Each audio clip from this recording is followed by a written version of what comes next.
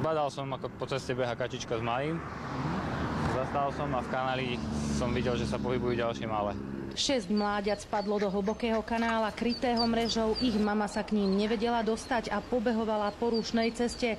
Všimol si ju okolo idúci vodič, ktorý neváhal zavolať hasičov.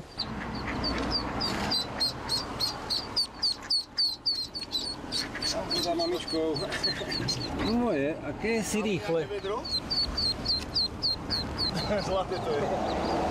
Upozorňovali odstavenými blikajúcimi autami okolo idúcich vodičov na to, že sa na ceste niečo deje, aby spomalili.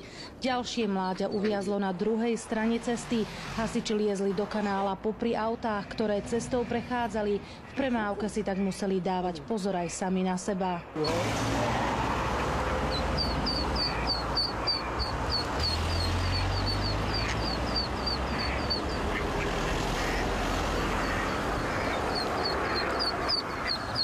Behala určite aj s malým. Zo 3-krát by ich tu už bolo zrazilo.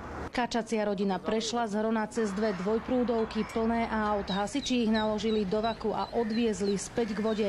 Všetky sa bezpečne vrátili tam, odkiaľ sa vybrali na výlet. Oni pôjdu za ňou.